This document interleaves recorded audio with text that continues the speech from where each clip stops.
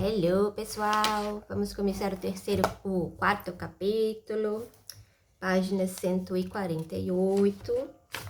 Estamos agora começando com a musa, este novo arquétipo feminino da nossa look. Vamos para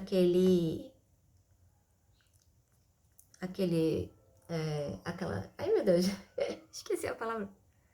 Aquela citação inicial de todo o capítulo, tá?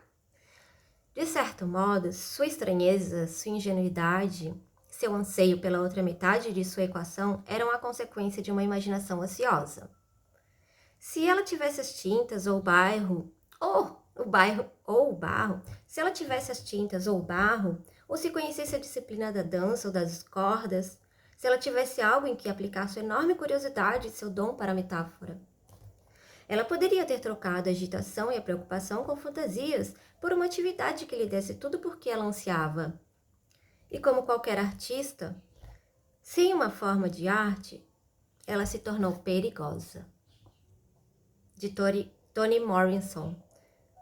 Acredito que o poema seja Sula. Ok. Quando eu era mais jovem, tinha fantasias de ser uma musa. Eu tinha ouvido a respeito da Madame de Staël e de Alma Mahler, cujos salões criativos atraíam gênios de toda a Europa. Eu gostava mais de Lou André Salomé, que tinha inspirado o poeta Rilke e o filósofo Nietzsche, mas quem também tinha escrito e que mais tarde tinha sido treinada por Freud para ser uma analista leiga. Eu refletia como seria maravilhoso inspirar um grande poeta ou artista a criar um trabalho de beleza e significado espiritual, e desse modo contribuir para o mundo. Ser uma musa é atraente porque ao longo dos tempos tem sido um papel aceitável e um ideal feminino para as mulheres de nossa cultura.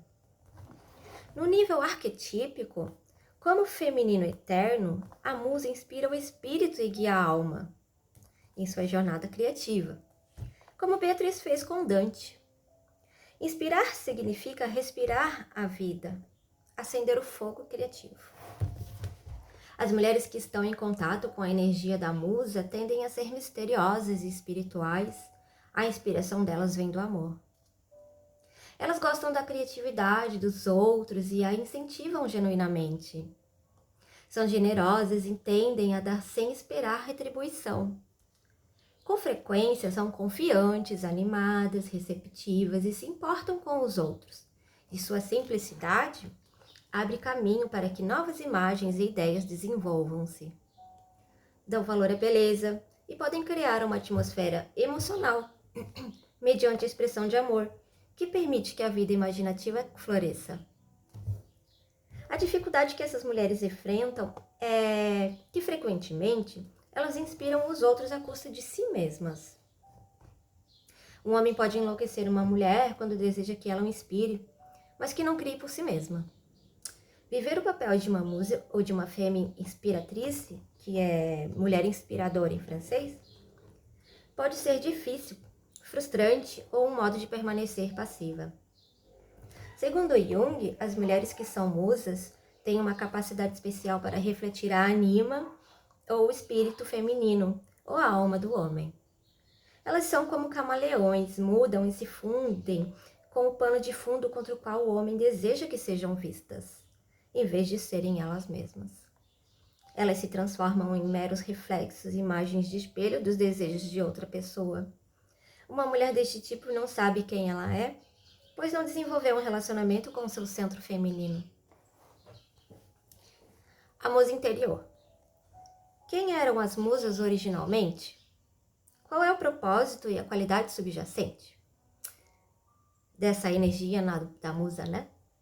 Na mitologia grega, as mulheres eram respeitadas por sua habilidade para criar belas canções e poemas. As musas eram as filhas de Zeus e de Mnemosine, a deusa da memória que sabia tudo o que havia acontecido desde o início dos tempos e transmitia em histórias. As musas pegavam os contos de criação de Mnemosine e os julgamentos e as atribulações de heroínas e de heróis, e os transmutavam em verso e em canções para que os humanos não esquecessem. Cada uma das 9 filhas tinha um dom único para colocar as lembranças de sua mãe numa forma diferente. Terpsichore era a musa da dança e do canto, Calíope da poesia épica, Erato da poesia lírica e dos hinos, Clio da história Urânia da astronomia, Euterpe da flauta, Polemnia da arte mímica, Melpomene da tragédia e Thalia da comédia.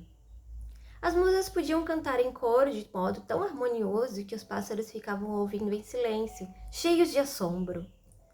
Elas podiam inspirar os reis e distrair os imortais. Eram as protetoras das artes criativas e intelectuais. E sabiam como diminuir a angústia humana. O poeta mortal Orfeu, que cantava e tocava a lira de modo tão belo que podia encantar até mesmo os governantes do mundo subterrâneo, era o filho de Calíope, a musa da poesia épica. Tanto os poetas quanto as poetisas, por exemplo, Yeats e Rilke, May Sarton e Anna Akhmatova, reconhecem a musa como uma fonte de criatividade feminina interior. Artistas de todos os tipos compreendem que a musa simboliza uma energia transcendente que não pode ser controlada. Eles valorizam essa energia, agradecem tê-la e lamentam quando a perdem. Algumas mulheres reais invocaram a energia da musa, inspirando outros e também criando.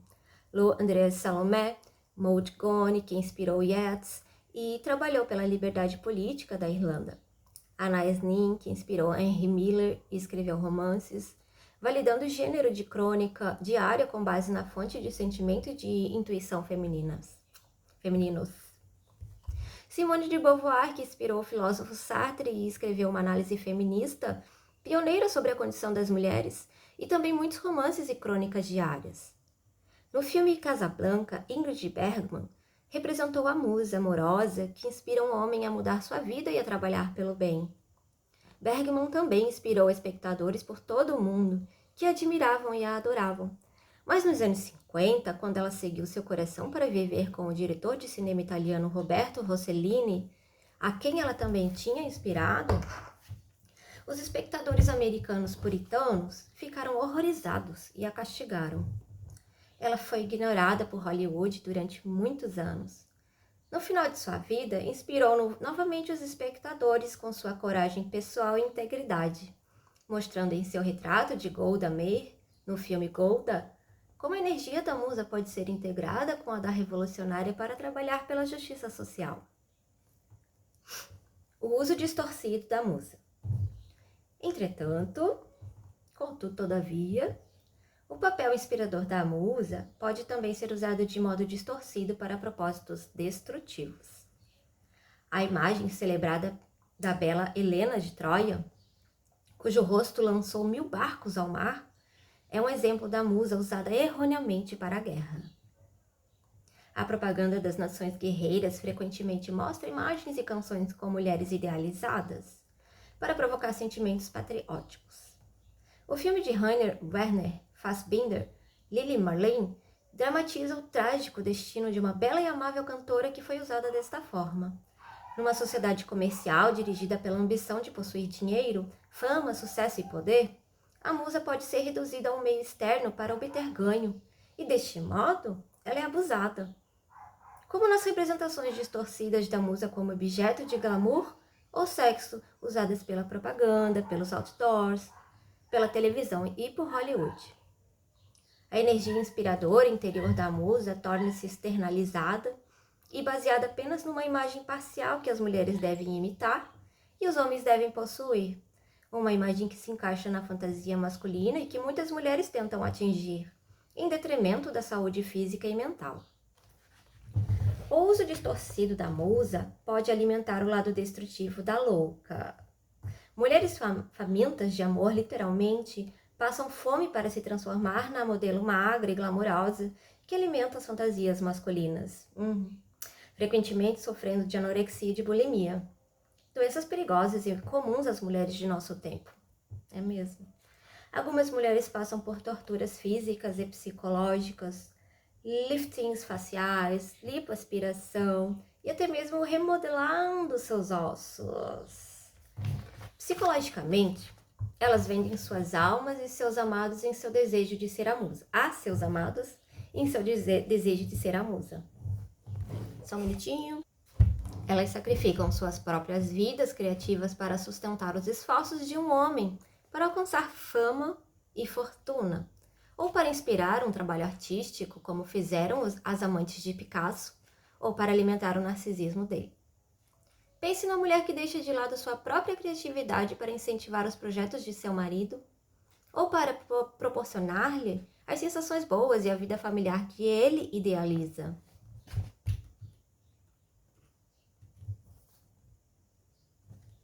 Just a moment. Então, algumas mulheres se ressentem inconscientemente de tais sacrifícios e voltam sua raiva para dentro, sob a forma de diversas adicções como compras, sexo, álcool, comida e comportamento codependente. Outras mulheres rebelam-se contra o ideal da mulher bela, mas passiva, cuja vida gira em torno de atrair e inspirar um homem.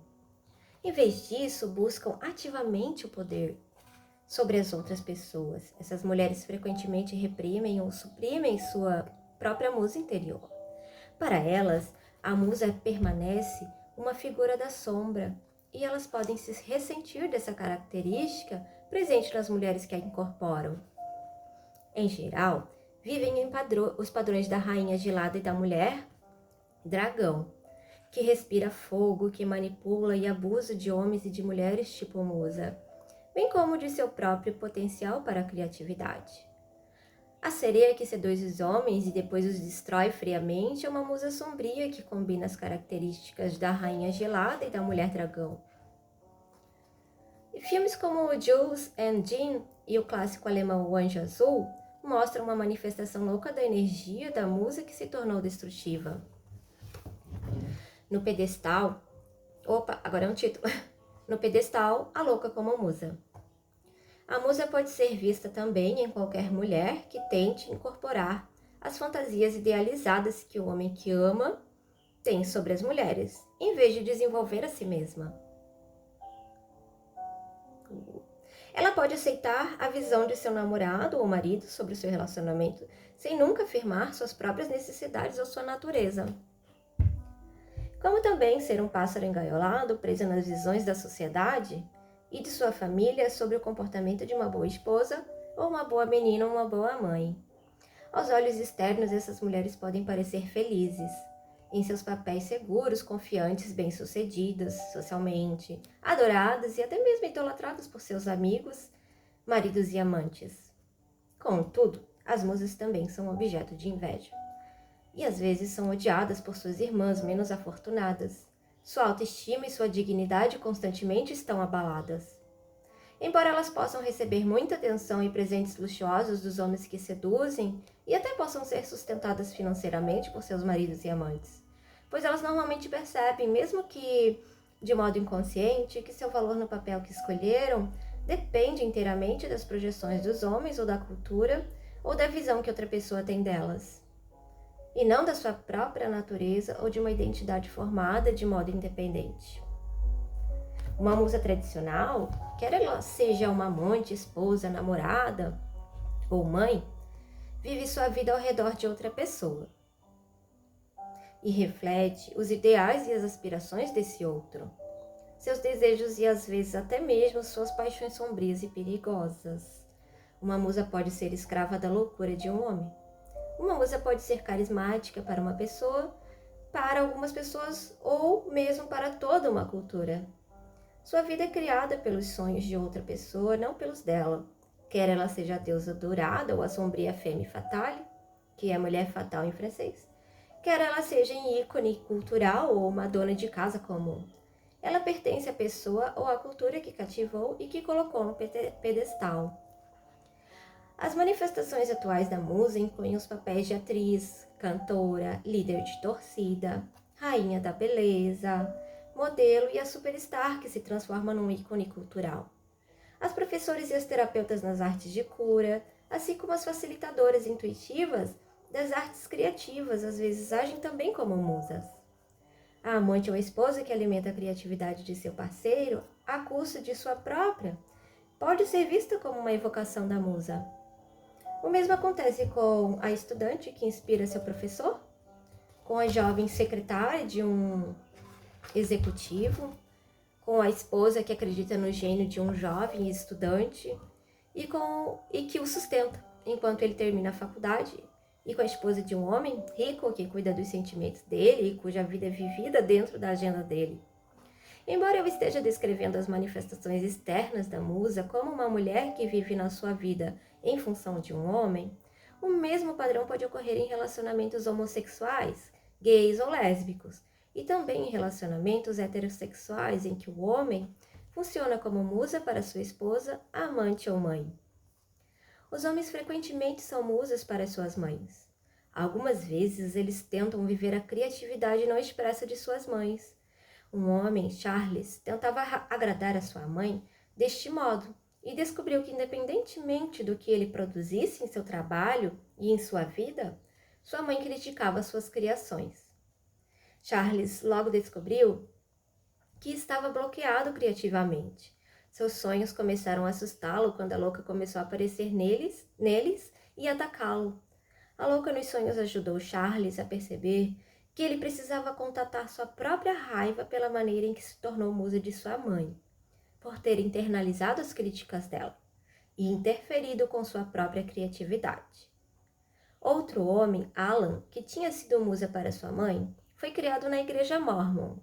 Quando Alan descobriu que era gay, o papel de musa ficou abalado. Sua sexualidade não se encaixava na igreja nem nos ideais de sua mãe. Alan contatou a raiva de sua louca interior e conseguiu libertar-se das expectativas douradas de sua família e de sua igreja. Embora ele tenha sido considerado louco por seu grupo religioso, ter se relacionado com a louca interior ajudou Alan a manter o núcleo de sua identidade e individualidade. Ele extraiu força da louca e começou a distinguir o feminino espiritual por si mesmo, em vez de meramente manter as ideias da sociedade quanto a uma espontaneidade apropriada. Os homens de modo frequente se entregam a uma musa com quem se casam, em vez de forjar sua própria identidade criativa, acreditando talvez que as mulheres são, por natureza, mais capazes de definir suas vidas por eles ou cuidarem deles, ou que as mulheres são intrinsecamente mais artísticas que os homens. As duas primeiras esposas de Michael eram musas para ele, e incentivava a criatividade delas, mas não se comprometia com sua própria arte. Pensava que cada uma dessas mulheres estava mais sintonizada com o espírito, a beleza, a estética e os valores morais. Em cada um desses relacionamentos, ele era o parceiro conveniente, sustentando financeiramente a mulher, enquanto negligenciava seu próprio trabalho criativo. Ao mesmo tempo, tentou colocar cada uma das esposas numa gaiola, pois queria obter prestígio social pelo talento e pela beleza delas. Escrevia poemas para sua primeira esposa que o inspirava e era sua audiência particular. Aconchegado na admiração dela, ele não se dava o trabalho de refinar seus poemas para que pudessem ser publicados. Sustentava o talento musical de sua segunda esposa, mas queria que ela cantasse em casa, como um pássaro engaiolado. As duas esposas continuaram a ser musas, mas não conseguiram se comprometer plenamente com suas artes. Elas viveram da adoração de Michael e de seu apoio prático. Nenhuma de suas esposas se comprometeu plenamente com sua própria criatividade. Depois de muita autoanálise, Michael percebeu que tinha desenvolvido uma grande quantidade de raiva residual por suas esposas, pois sentia que elas não davam o devido valor a seu apoio. Sua raiva em relação às suas musas revelou a face de uma louca interior que estava com raiva por ele não se ter comprometido com seu próprio trabalho criativo. Michael começou a retirar suas projeções das mulheres belas, inspiradoras, e começou a desenvolver sua própria arte.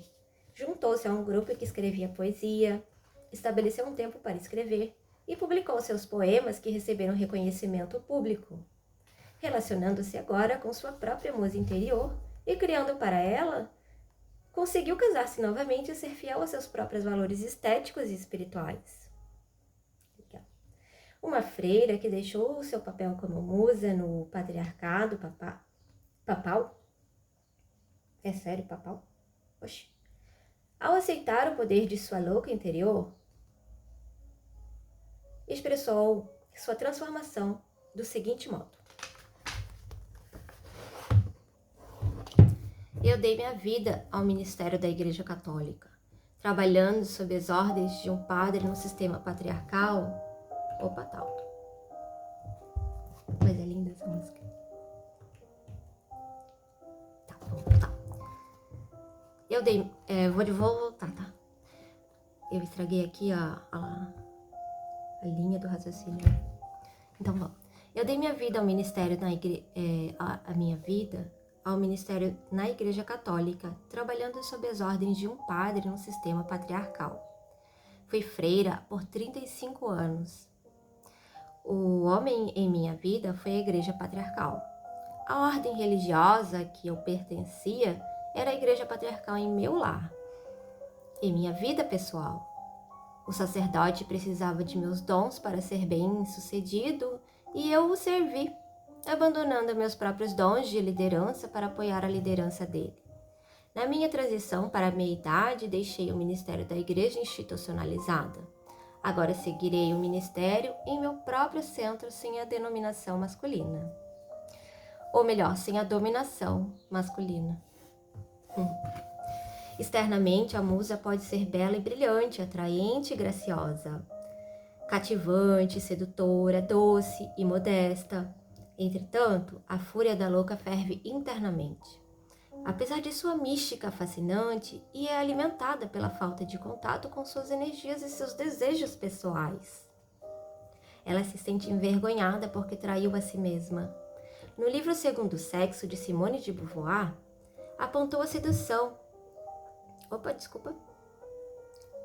No livro, isso mesmo. O Segundo Sexo, de Simone de Beauvoir, apontou a sedução e a má-fé a que uma mulher está sujeita quando se submete a ser um objeto admirado. Num relacionamento de má-fé, a musa que vive uma vida sem autenticidade pode ser uma escrava. Ela se torna codependente, adicta a uma existência disfuncional na qual ela está separada de seu próprio centro de criatividade. Algumas vezes, essas mulheres são vítimas, peões nos planos que o homem tem para si mesmo e para sua vida. Por vezes, elas manipulam poderosamente os outros com sua habilidade de espelhar e seduzir, usando os homens e sendo usadas por eles. Ou então, uma musa assume algum controle sobre sua vida. Ela pode ter uma série de amantes, como também abandonar um homem quando sente que a adoração dele está vacilando ou se aproximando de proporções humanas, e substituí-lo por alguém que a coloque de volta em seu pedestal. Algumas musas usam os homens para evitar a solidão. Elas têm medo do vazio em que se transformaram se não se desenvolveram além de uma função ou enfeite. Uma musa pode usar os outros para obter o que deseja, para alcançar sucesso em sua carreira, como pode mudar para outra pessoa ou outro lugar. O que atrai a musa para este padrão de comportamento é a sensação de importância pessoal que ela desfruta. Ela é idealizada, vista como uma deusa viva ou como a esposa perfeita. Vive acima das dimensões humanas, numa fantasia perfeita, e tem dificuldade para voltar à Terra. Como musa, ela tem a permissão ou está condenada para permanecer no reino do ideal, sempre potencial, raramente tendo de lidar com a luta humana para compreender. Ela pode se odiar secretamente por não concretizar seu ser, embora quase sempre tenha medo de se realizar, de desenvolver seus talentos e suas capacidades inatos. Frequentemente, a musa é a artista secreta que valoriza a criatividade e a beleza. Mas para ser uma artista é necessário ser um agente ativo na própria vida. Também são necessários devoção e compromisso com a própria arte, disciplina e trabalho duro. Se uma mulher permanece passiva e fracassa em desenvolver seus próprios dons artísticos, ela pode também, consciente ou inconscientemente, odiar os amantes que a mantêm neste papel ou projetarem nelas suas idealizações. Eita! Zelda Fitzgerald é uma musa famosa na literatura e na vida real. Seus próprios talentos literários eram considerados menos importantes que os do seu marido. F. Scott Fitzgerald, embora atualmente alguns escritores acreditam que ela tenha escrito trechos dos livros de Fitzgerald, Scott também a idealizava e a usava como inspiração para muitas de suas personagens, as femininas mais importantes. Zelda sofria de colapsos nervosos e foi hospitalizada diversas vezes e se debatia entre seu papel como música e como escritora. Sua biógrafa, Nancy Milford, descreveu a loucura de Zelda como uma tentativa de viver o sonho americano, uma projeção cultural que nos levou ao mundo a um consumismo louco e uma atuação frenética. Em seu extremo, a existência inflada da musa pode ocultar terríveis sentimentos de inadequação e desumanização. Ela às vezes desumaniza os outros por estar em contato com este sentimento horrível. Pense nas numerosas biografias de atrizes famosas que revelam os temperamentos terríveis e os maus tratos que elas infligiam aos filhos, especialmente às filhas. E pense em nossa voracidade por conhecer as loucas que se escondem por baixo dessas figuras perfeitas. Somos atraídos pela louca em suas diversas formas. Buscamos conhecê-la porque ela é uma parte de nós mesmos, à espreita, logo abaixo de nossa superfície. Vemo-na em nossos ícones culturais mais exaltados e nossas deusas sombrias. Tememos a energia dela porque negamos sua presença dentro de nós. Entretanto, não reconhecemos essas forças em nós, mesmo quando devoramos as histórias de deuses e seus acessos de raiva. A louca é uma energia violenta, que pode turbilhonar por meio do ser da musa, assustando-a em sonhos à noite, intimidando-a no mundo diurno sob a forma de mulheres enraivecidas, a quem ela teme e que a envergonham, ou assustando os outros quando ela expõe a louca na forma de bebedeiras, de impulsos suicidas ou assassinos, ou de ataques furiosos aos sentimentos dos outros. Muitas mulheres trabalham arduamente para suprimir essa energia, pois a louca chama atenção para o conflito interior de toda musa com relação a ser um espelho passivo. A energia da louca pressiona para a transformação. Ela tenta forçar a mudança de circunstâncias estagnadas, nos sacudir do comportamento inconsciente e rotineiro, e muitas musas não podem encarar a mudança em si mesmas ou em suas situações externas, pois a base de suas vidas é ser o centro da vida dos outros. Greta, uma artista contemporânea, teve o seguinte sonho, que mostra a ambivalência que muitas mulheres sentem com relação à emergência da louca. Eu estou numa grande sala de jantar e pego o cartão de visitas comercial de um homem com quem vou sair pela primeira vez. Antes de sair para me encontrar com ele, olho num espelho e vejo manchas vermelhas no lado direito do meu queixo. No início eu penso que isto é uma reação alérgica, mas então eu olho para a raiz de meus cabelos e vejo contas de cristal vermelho no alto de minha testa. As contas ficam cada vez maiores e elas são cristais vermelhos sangue. O homem com quem vou me encontrar está me esperando lá fora e eu fico imaginando como tirar esses cristais. Finalmente tento escondê-los quando encontro o homem, abraço-o esperando que ele não olhe para meu rosto e que não note os cristais vermelhos sangue. Acordo com medo de que eles sejam vistos. Caramba! Greta associou os cristais vermelhos sangue com a energia criativa do espírito incorporado na matéria. No sonho tinha medo de que eles fossem vistos como sinais de loucura. Ela assistiu a uma conferência sobre criatividade na qual muitas mulheres expressaram sua raiva, especialmente algumas mulheres mais velhas que estavam sentindo a perda do amor e do contato corporal com os homens. Algumas haviam sido musas em sua juventude, mas em seu estágio atual de vida elas queriam algo mais. No caso das mulheres que estão entrando na meia-idade, a raiva e o pesar não transformados quanto à perda da juventude e da beleza frequentemente são obstáculos para que elas cheguem à plenitude, à apreciação de si mesmas como mulheres maduras e mais sábias. Greta tinha medo de que os cristais vermelhos em sua testa destruíssem seu potencial de atrair os homens, especialmente se o homem sentisse que ela tinha raiva. Entretanto, os cristais vermelhos sangue também simbolizavam aquilo que Greta estava aprendendo com a dor de viver, uma sabedoria que ela podia expressar em seu trabalho artístico. Pois ela estava aprendendo a conter a dor de não ser vista ou compreendida pelos homens do modo como ela era, em vez de atuar sexualmente como havia feito no passado.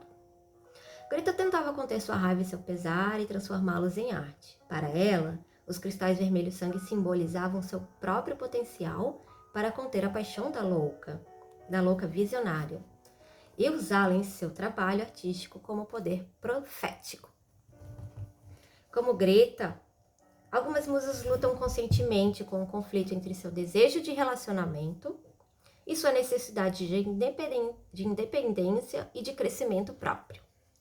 Esta luta pode resultar em desenvolvimento pessoal e individuação. No entanto, aquelas que ficam aprisionadas no papel da musa, em detrimento de sua própria criatividade, com frequência se tornam frustradas e amargas. Considere a história de Alma Mahler, uma mulher bela e talentosa que viveu no século XX, numa época em que as mulheres tinham ainda menos oportunidades que hoje para desenvolver seus talentos inatos. Aí vem, né? A deusa dourada, Alma Mahler.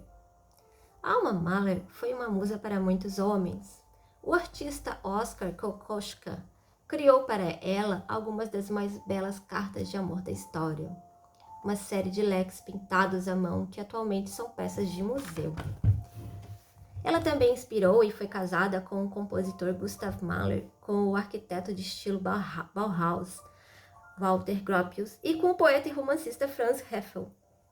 Outros homens também se apaixonaram por ela, todos gênios de sua época em áreas muito diferentes. Alma Mahler viveu sua vida utilizando sua beleza e seu fascínio. Como a maioria das musas, ela realmente dava valor à criatividade, mas sacrificou a própria vida pela dos outros. Alma queria compor canções, mas viveu numa época em que as compositoras tinham poucas oportunidades de serem reconhecidas. Mesmo para alguém tão brilhante e talentosa como ela, a beleza e o charme eram seus trunfos principais. Pois Alma era uma mulher. Finalmente, sua louca interior deu-se a conhecer na psicologia e no comportamento de Alma. Mesmo tendo se casado com 2 homens judeus, Weffel e Mahler, ela prezava sua herança ariana, cristã, e tendia para os extremos do fascismo e do antissemitismo. Sua vida desenrolou-se como sua louca inconsciente quisesse destruir os próprios homens que a adoravam. Este conflito interno e externo a dilacerava, tornou-se amarga com relação aos sacrifícios que teve de fazer, bebia em excesso e lamentava sua beleza perdida. Como muitas musas, Alma foi adorada por seu pai, Emil Jacob Schindler, o mais célebre pintor de paisagens na Áustria do final do século XIX. Alma era a princesa do pai, e ele derramava amor e fantasia sobre sua filha mais velha, alimentado a imaginação dela ao lhe contar histórias maravilhosas. A casa mágica no limite dos bosques de Viena, onde ela cresceu, alimentou seu gosto pelo luxo e pelos objetos belos. Alma lembrava-se de seu pai dizendo-lhe: brinque para seduzir os deuses. Certa vez em que estavam na beira do mar, observando as ondas cobertas de espuma branca, das quais surgiu a deusa Afrodite. Seu pai morreu quando ela tinha 12 anos, mas sua mãe sempre cuidou dela. Quando sua mãe casou-se novamente com um negociante de arte, Alma foi lançada no círculo social dos artistas de Viena, e muitos deles a cortejaram, incluindo seu professor de música Alexander von Zemlinsky e Gustav Klimt, o famoso pintor. Alma sempre era chamada de a mais bela de Viena. Possuía um encanto mágico e normalmente era o centro das atenções em encontros sociais. Para compensar um problema de audição que tentava esconder, ela ouvia os outros atentamente, fixando seus grandes olhos azuis sobre a pessoa, que ficavam muito orgulhosa. Assim, a Alma desenvolveu a arte de alimentar e acariciar o ego masculino. Quando tinha 22 anos, conheceu Gustav Mahler. O famoso compositor era 20 anos mais velho que ela estava livre de dívidas e tinha se convertido ao cristianismo para preservar sua carreira. Apesar dessas diferenças, Alma sentiu-se atraída por Mahler. Ela tinha talento musical e nessa época já tinha escrito muitas canções. Encantado pela juventude, pela beleza e pela inteligência de Alma, Mahler pediu em casamento, mas com a condição de que ela fosse sua esposa, não sua colega. Eita! Mahler não se interessava pelas canções dela. Numa carta de amor, ele lhe escreveu: "Você precisa dar-se incondicionalmente a mim, moldar seu futuro em cada detalhe, inteiramente carta de amor, inteiramente de acordo com as minhas necessidades, sem desejar nada, em retorno, a não ser o meu amor." Alma decidiu casar-se com Mahler, apesar de seu intenso desejo de ser uma compositora, e adaptou sua vida à rotina restrita de composição que ele tinha, protegendo-a das interrupções, cuidando das finanças e copiando suas composições. Filho da mãe. Embora Gustav estivesse satisfeito, Alma sentia-se privada de algo, óbvio. Em seu diário, ela o chamou de egocêntrico e confessou que sofria, que ela amava sua própria arte e queria retomá-la. Que bom, Alma. Como pássaro engaiolado, Alma viu-se aprisionada pelo lar, pelos filhos e por seu papel como companheira prática. Ela se ressentia por ser tratada como uma empregada e como criança por Mahler, embora continuasse a ser sua musa, alimentando sua carreira criativa e tendo 2 filhas. Entretanto, depois da morte de sua filha mais velha, aos 5 anos, Alma ficou doente e deprimida. A saúde de Mahler também estava abalada. Ela escreveu sobre sua necessidade de amor e de vida e se preocupava se ainda seria atraente para os homens. Começou a ter ataques de pânico, melancolia e uma série de colapsos nervosos. A vida com Mahler era uma sobrecarga para seus nervos e o médico lhe ordenou um longo descanso de cura num spa. Mahler dependia de Alma e temia não suportar a separação. No spa, ela ficou fascinada com o simpático e jovem arquiteto Walter Gropius, que se apaixonou loucamente por ela. Gropius até escreveu uma carta a Mahler pedindo-a em casamento como se ela fosse filha dele. Que loucura. Alma continuou fiel, mas Gustav ficou com ciúmes, temendo perdê-la. Então, ele consultou o psicanalista Sigmund Freud, que lhe disse que Alma tinha amado tanto ao pai que só poderia amar outra figura paternal como Gustav. Freud acrescentou que Mahler buscava inconscientemente sua própria e adorada mãe, frágil e necessitada de cuidados, em Alma, que adoecia facilmente. Quando Mahler, por sugestão de Freud, passou a dar mais atenção à Alma, até mesmo ouvindo suas canções e insistindo em que ela começasse a compor, ela disse que era tarde demais para comprometer-se seriamente com sua música. Pois é. Mahler morreu em 1911, depois de 10 anos de casamento, deixando sua viúva aos 31 anos, financeiramente segura. Logo apareceram muitos admiradores, incluindo o promissor artista Oskar Kokoschka. Ele era 7 anos mais jovem que Alma, idealizava as mulheres e se apaixonava perdidamente por elas.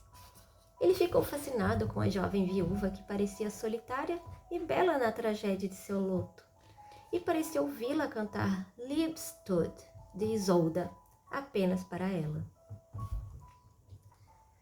Iniciou-se um encontro apaixonado entre Alma, a musa, e Kokoschka, o gênio. Na fantasia deles, ela era a mulher que salvaria Kokoschka, como na ópera O Holandês Voador, de Wagner. Oskar queria fundir-se com Alma e ser o único para ela, e tinha ciúmes de qualquer namorado potencial e mesmo de qualquer amigo ao quem Alma dedicasse tempo e energia. Ele até assinava suas cartas com os nomes de ambos como se fosse um só. Alma Oskar Kokoschka. A própria aura dela dava a ele o seu ser. Quando ela lhe disse que só se casaria com ele depois de ele ter pintado uma obra-prima, Kokoschka pintou cartas de amor em leques para ela. Meu Deus. Alma era bela musa em muitas de suas pinturas, inclusive na famosa obra, não sei como fala isso, tá? Eu acho que isso é alemão, não, russo, não sei, de Windsbrot, que chama A Noiva do Vento. Uma pintura de dois amantes deitados numa cama de espirais coloridas. A Mulher Alma, eu não conheço essa obra. Depois vamos procurar, né, galera? Deixa eu botar o papelzinho aqui. Ai, fiquei curiosa pra saber.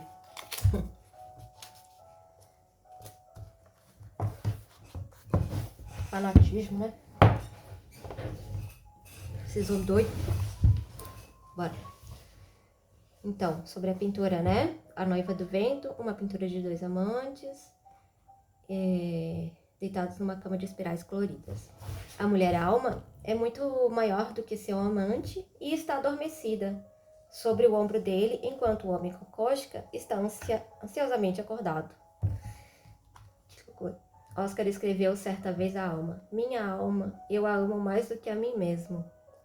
Eu preciso tê-la logo como minha esposa, ou então meu grande talento vai perecer tristemente. Obsessão? Fui eu que falei, não foi o livro, tá? Você precisa me reviver à noite como uma poção mágica. Você é a mulher e eu sou o artista. Eu tenho visto como você me deixa forte e aonde eu posso chegar quando esta força estiver constantemente ativa. Você revive as pessoas inúteis e eu, aquele a quem você está destinada, devo continuar desejando. Eu vou reler essa parte, tá? Você é a mulher e eu sou o artista.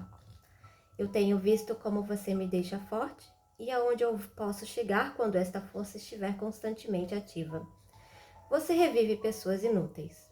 E eu, aquele a quem você está destinada, devo continuar desejando? Nesta época, Oscar pintou um mural em que ele está cercado por serpentes no inferno, enquanto a alma sobe ao paraíso cercada de chamas.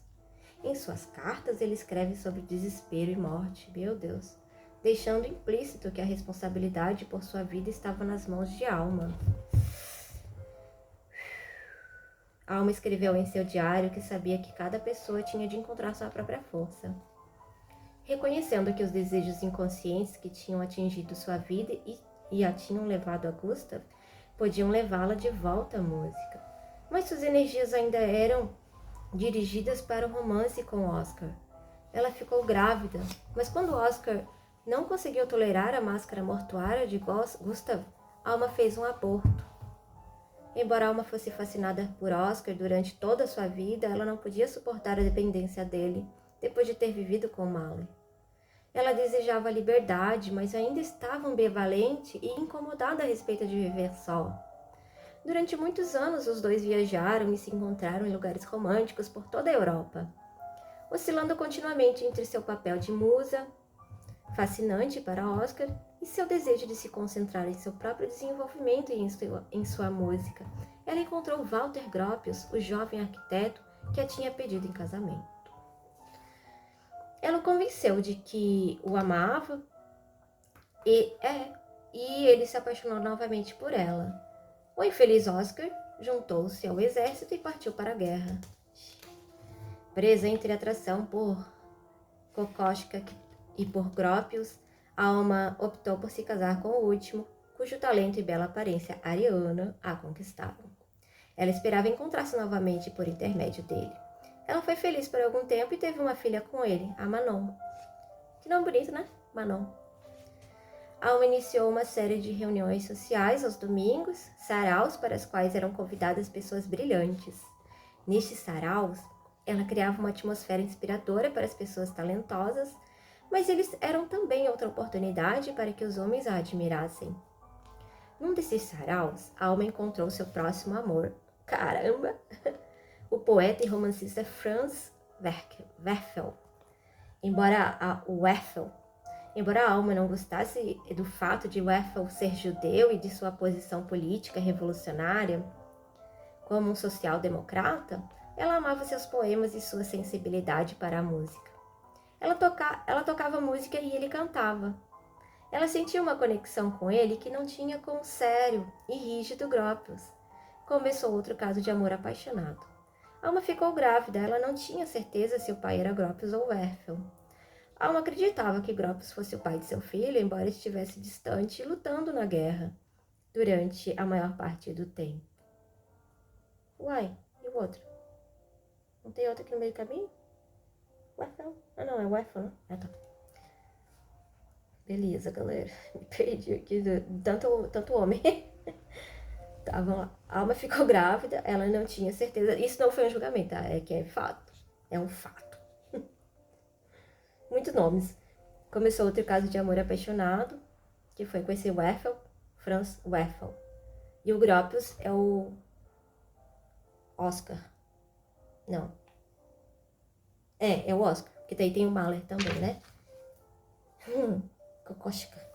Oscar Kokoschka. Oscar Kokoschka. O Mahler, Walter Gropius.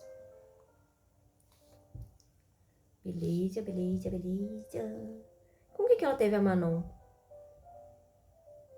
Presa entre atração por Kokoschka e por Gropius. Ai, gente, calma. Prontinho, gente. Já me entendi aqui. Já voltei, vamos lá. O que acontece? Como falar, essa história tá trazendo muitos nomes, né? De muitos homens admiradores da Alma. Então, eu me perdi mesmo. Foi mal, tá? Organizei aqui. Então, o primeiro foi o Gustav Mahler, que foi um compositor mais velho, com quem ela casou e ele faleceu, ela ficou viúva.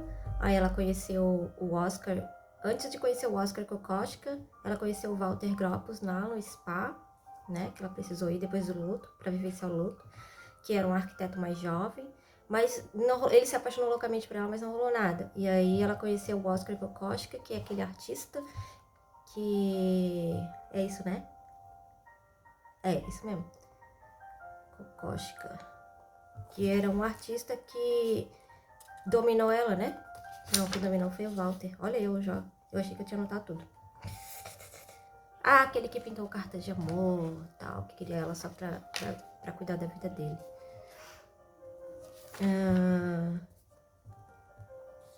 Beleza. Aquele... Ah, claro, o Kokoschka é o que criou a obra A Noiva do Vento. Oscar Kokoschka. E aí, depois dele, chegou essa parte, né, que eu fiquei perdida, que é o Walter Gropius, que é o arquiteto do Spa. Tá, então tá. Gustav Mahler, Kokoschka, que é o artista. Aí tem o Gropius, o arquiteto do Spa. Ai, é que assim, ó, gente, desculpa que como eu tô me apegando, né, aos nomes, mas ao que eles faziam, né, como profissão e como que eles influenciavam ela ou precisavam dela, é isso que eu tô tentando conectar, tá bom? Por isso que eu tô aqui reforçando isso. Eu acho que isso é importante, pra mim pelo menos, tá? Aí vem o Franz Werfel, que é esse poeta e romancista, que ele apareceu bem naquele momento, que é o seguinte, onde ela estava oscilando continuamente entre seu papel de musa fascinante para Oscar, que é o Kokoschka, que ela era essa musa fascinante para ele, então ela tinha esse lugar muito especial, e seu desejo de encontrar em seu próprio desenvolvimento e em sua música, quando ela estava, né, nessa oscilação entre ser a musa de uma pessoa, viver para ela, ou me encontrar, né, me desenvolver, seguir o meu próprio desejo. Aí ela encontrou esse Walter Gropius, que era um jovem arquiteto, aquele lá do Spa que tinha pedido ela em casamento pro marido dela, como se o marido dela fosse o pai, né? Então tá, então vamos continuar aqui a história, tá? Aí ela tocava música e cantava. Vamos lá. Nos saraus, a gente tá falando dos saraus, aos domingos. Num desses saraus, Alma encontrou o seu próximo amor, o poeta e romancista Franz Werfel, porque o Gropius foi pra guerra. E embora Alma não gostasse do fato de Werfel ser judeu e de sua posição política revolucionária, Ah,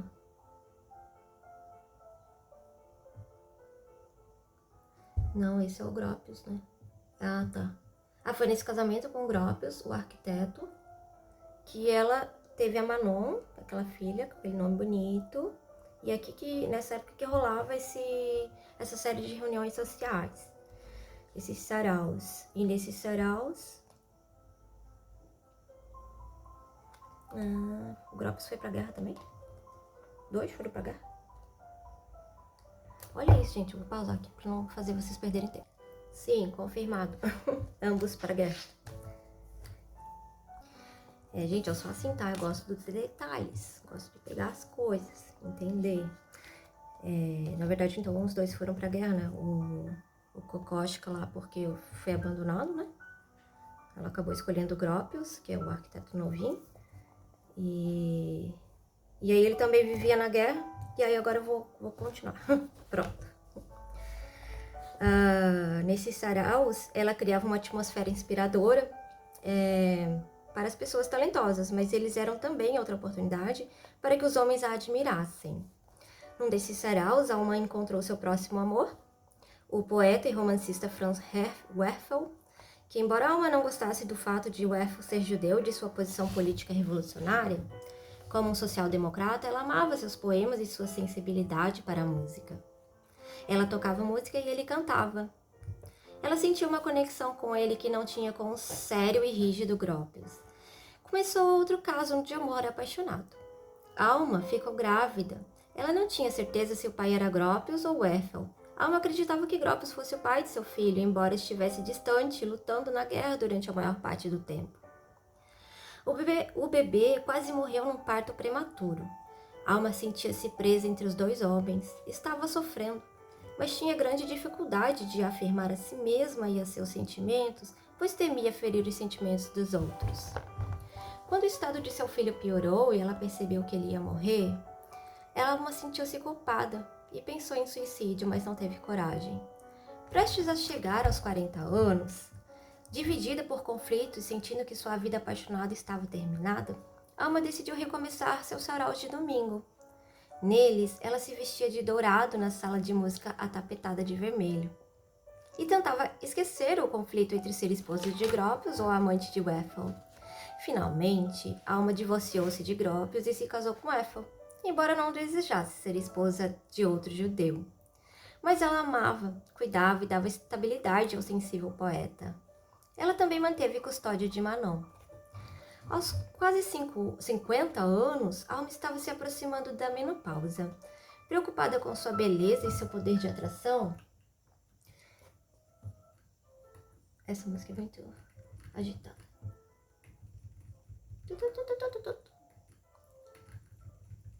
Bom. Sua filha mais velha estava prestes a casar-se, mas Alma não se interessava.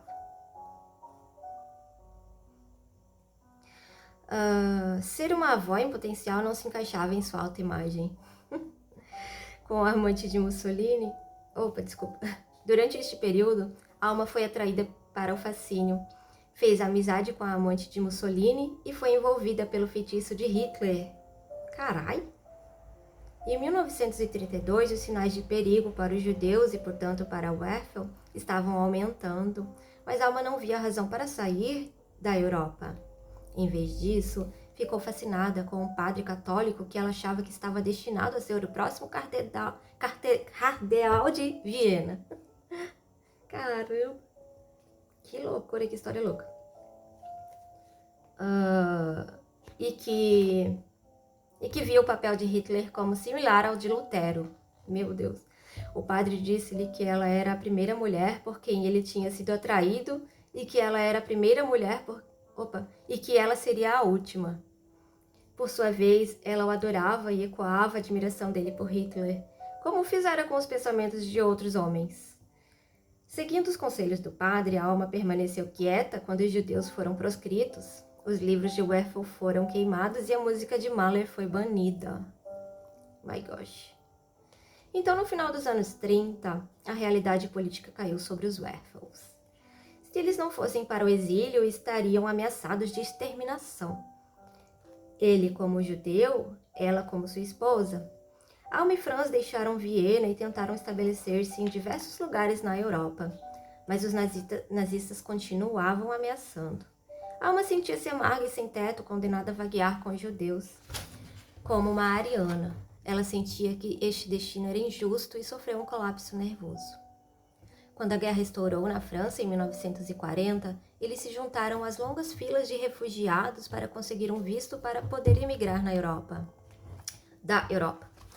Felizmente, eles conseguiram partir e começar uma nova vida na América, embora tenham passado por meses difíceis e Alma tenha perdido a maior parte de suas posses. Alma teve dificuldades para começar de novo, pois estava ficando cada vez mais rígida, amarga e dogmática. Sua filha Manon tinha morrido. Puxa vida! E Alma estava ficando cada vez mais cínica. Ela sentia que Deus devia ser ruim. Tantas pessoas próximas a ela tinham morrido cedo. Seu pai, Gustav, 2 de suas 3 filhas e seu filho, e muitos amigos e amantes. Credo, gente. Começou a vestir-se de negro, mas sempre glamourosa. Ainda usava seda e casacos de brocado, meias finas e joias. Alma voltou a beber licor Benedictine todos os dias. Um hábito que ela havia abandonado a pedido de Mahler, mas que retomava agora e manteria até sua morte, que foi aos 85 anos. Enquanto isso, o flexível Werfel continuava escrevendo e obteve sucesso. Um de seus romances, Song of Bernadette, foi indicado para o Prêmio Nobel e se transformou num filme de sucesso. O casal mudou-se para Los Angeles. Alma tinha inveja do sucesso de seu marido e sentia que havia realizado pouco. Ela se sentia entediada e sem esperança e escreveu: "A natureza é vazia e monótona." A saúde de Franz piorou e Alma, deprimida e bebendo diariamente, sentia que não poderia viver sem ele. Mas ela se ressentia por ter de cuidar dele e por ter de lidar com sua incontinência, da qual ele se envergonhava. Ela escreveu em seu diário: "O casamento é mesmo como um ovo, no qual as duas pessoas estão cercadas e separadas do mundo." Depois da morte de Franz, em 1945, ficou perturbada e ansiosa, tomando sedativos e dormindo na cama hospitalar que Franz tinha usado em seus últimos dias. Ai, que tristeza, né? Sofrendo intensamente por causa da solidão, preocupada com a segurança financeira, e chegando aos 70 anos, ela voltou a Viena para recuperar suas posses. Lá ela descobriu que seu padrasto, a quem ela tinha dado poderes de procurador, meu Deus, tinha vendido as obras de arte e suas casas. Ela confrontou o antissemitismo dos oficiais vienenses por ter sido casada com 2 judeus. Amarga e solitária, ela não era mais a musa celebrada, mas uma viúva responsabilizada pelos pecados dos 2 homens com quem tinha sido casada. Alma voltou a Beverly Hills, onde ocasionalmente era homenageada quando as sinfonias de Mahler eram tocadas. Guardava os presentes e as cartas de seus amantes, dando especial atenção à Kokoschka, embora sempre queimasse as que tinha escrito, uma prática que ela tinha iniciado anos antes.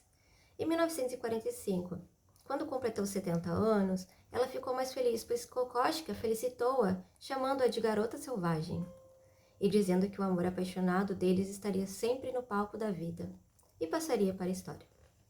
Sua filha Ana mudou-se para a Califórnia para morar perto dela, mas a Alma a dominou, requisitando seu tempo e sua atenção constantes. No estilo de uma mulher dragão, Alma tentou sem sucesso destruir o relacionamento amoroso da filha com fofocas horríveis. Então Alma mudou-se para a cidade de Nova York.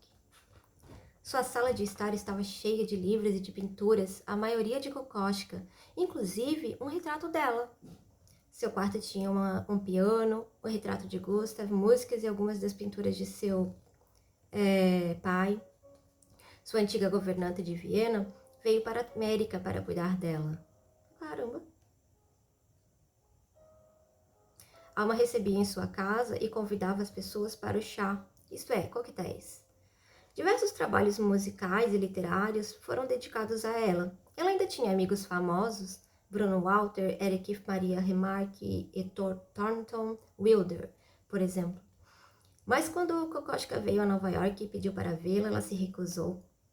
Ela queria que ele se lembrasse de sua juventude e beleza e não de sua aparência envelhecida e frágil. Entendendo isto, Kokoschka enviou-lhe um telegrama que dizia: Querida alma, estamos eternamente unidos em meu Windsbrough, na Basileia. Por volta de 1946, a saúde e a mente de Alma estavam falhando. Mesmo assim, ela se vestia e se arrumava cuidadosamente todas as manhãs. Morreu aos 85 anos com a ilusão de que ainda era uma bela e jovem musa, acreditando que o príncipe coroado da Áustria tinha se encontrado com ela numa montanha e queria que ela tivesse um filho dele. A vida de Alma Mahler exemplifica a herança da mulher que permanece presa à imagem do jovem de ouro. Por baixo de sua superfície leve e brilhante, existe a raiva pelo sacrifício de seus próprios talentos. Este ressentimento ardente, diante de seus amantes e das mulheres mais jovens que tomam o seu lugar, queima e define sua personalidade. À medida que ela envelhece, a amargura é uma feiura interna pessoal. Fazem parte do destino de muitas bonecas queridas, que permanecem ociosas, confiando na juventude, no charme e na beleza, e deixam de desenvolver seus talentos e de concretizar sua beleza interior. Já volto. Agora vamos para outro tópico que chama musas sombrias. Frequentemente, imaginamos as musas como jovens, angelicais e inspiradoras, mas algumas musas têm uma natureza sombria, apaixonada e trágica. A musa trágica atrai os outros por sua imersão no inconsciente e pela sua intensidade criativa. Frequentemente, o homem que é inspirado por esta musa sombria não reconheceu nem integrou seu próprio lado selvagem e busca inconscientemente o acesso à sua própria criatividade e a recessos sombrios de seu próprio inconsciente, mediante contato com essa energia feminina louca e sombria. O homem ingênuo projeta toda a sua própria escuridão sobre esta musa e vive por meio dela.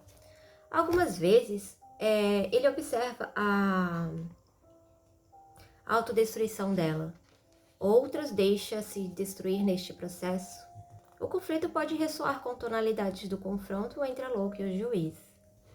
O filme O Anjo Azul é um exemplo clássico de uma sereia sedutora que manipula um homem inexperiente. No filme, um professor de alemão, envelhecido, sem experiência da vida, vai a um cabaré, onde fica fascinado por uma cantora representada por Marlene Dietrich. É seduzido e abandona sua profissão para casar-se com ela. No início, ele a distrai, mas quando ele fica sob o seu poder, ela começa a humilhá-lo. Sob a direção dela, ele se apresenta no palco como um palhaço. Meu Deus! Acaba perdendo sua sanidade e canta como um galo quando a vê beijando outro homem. Meu Deus! Totalmente sem chão, ele enlouquece e finalmente morre na sala de aula que tinha abandonado. A mulher fatal de O Anjo Azul é conscientemente manipuladora. Tem que ver esse filme aí. Atraindo os homens para seu ninho sedutor e depois...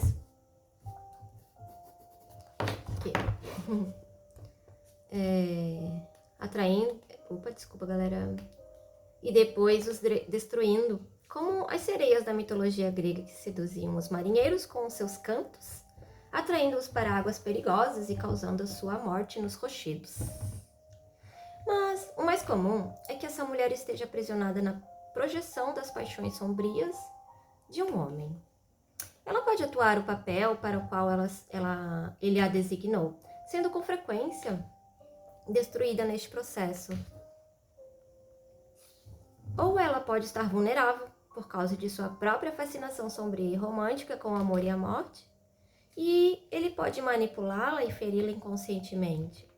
O relacionamento entre a pintora mexicana Frida Kahlo e o artista Diego Rivera tinha muito desses aspectos trágicos.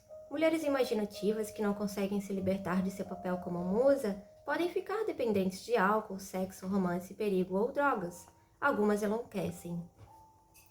A musa sombria ou trágica é a mulher que vive ao lado do romântico sombrio de um homem e quase sempre é usada por um artista como modelo das forças loucas. Zelda Fitzgerald, do modo como foi retratada por seu marido Scott em Suave à Noite, é um exemplo de nosso século, como também muitas das modelos e amantes de Picasso. May Morris, a modelo do pintor pré-rafaelita Dante Gabriel Rossetti, é outro exemplo. Morris, que se casou com Rossetti e foi modelo para seu retrato de Perséfone, rainha do mundo subterrâneo, morreu cedo em resultado de sua dependência de uma droga que os médicos de sua época prescreviam com frequência para mulheres feridas que sofriam de dor emocional. Qual será? A musa sombria compartilha e mostra sua vulnerabilidade, seu sofrimento e sua dor emocional. E sua experiência com a depressão e desintegração mental, o alcoolismo ou o anseio sexual e romântico obsessivo e frustrado. Com frequência, ela funciona como um guia sacrificial em nossa própria descida ao nosso lado louco e sombrio. Uma jornada interior que precisamos realizar para atingir nossa integração psicológica, nosso amadurecimento e crescimento. Tendo passado pelo inferno, a musa sombria pode levar o observador fascinado até um ponto mais próximo daquele processo de autodescoberta e de mudança, assustador, mas necessário. Por exemplo, Marilyn Monroe funcionou como uma música trágica para toda a nossa cultura. Sua vulnerabilidade, baixa autoestima, a tragédia de seu anseio insaciável pelo amor e sua descida à adicção e ao suicídio foram imortalizados por Arthur Miller em After the Fall. Toni Wolff é outra musa sombria. Ela era uma analisanda de Jung e inspirou a própria descida dele ao inconsciente, depois da qual ele retornou para descrever seu processo e beneficiar outras pessoas. Ela se tornou amante de Jung e também uma das primeiras mulheres analistas a escrever a respeito de formas femininas da psique, embora ela escrevesse pouco e seu trabalho estivesse atrelado às teorias de Jung. Foi abandonada no fim de sua vida, um destino compartilhado por muitas amantes. As teorias de Freud estavam inextricavelmente entrelaçadas com suas pacientes musas, perturbadas e sombrias, e mesmo hoje as pacientes fascinam seus terapeutas à maneira de uma musa. Cantoras populares frequentemente funcionam como musas sombrias para a cultura, expressando os anseios e medos das pessoas, seus sentimentos mais profundos. Considere os exemplos de Edith Piaf, Judy Garland e Billie Holiday. Essas mulheres eram gênios criativos por si mesmas, mas todas morreram cedo e tragicamente. Garland e Piaf, por causa da adicção. Billie Holiday morreu de overdose, sem ser atendida num hospital, rejeitada como uma negra anônima. De fato, toda uma raça pode ser usada por parte da sociedade como uma música trágica. Uma musa trágica. Por exemplo, os índios nativos americanos nos inspiram com seu relacionamento espiritual com todas as coisas vivas. Sua sabedoria tradicional, conectada à natureza, pode um dia nos ajudar a salvar a Terra de nosso abuso destrutivo. Entretanto, o modo como eles foram abusados e maltratados é bem conhecido. E foi representado mais recentemente nos filmes Dança com Lobos e Coração de Trovão. Toni Morrison, em Playing in the Dark, Witness and the Literary Imagination, apontou como os escritores e leitores brancos podem usar os personagens negros africanos como um modo de pensar sobre si mesmos, mantendo sua própria escuridão e distância ou até mesmo negando-a completamente. Este é outro padrão de comportamento que faz parte da psicologia da musa sombria. Agora vamos para a Musa Trágica, de Camille Claudel. A paixão e a intensidade da musa trágica e sombria são essenciais para a criatividade, mas podem levar ao isolamento, ao desespero e à paranoia, que podem chegar até a verdadeira loucura. Isto é, especialmente provável quando uma mulher criativa atrai a si mesma e a seus próprios talentos ao se identificar com a musa de um homem talentoso.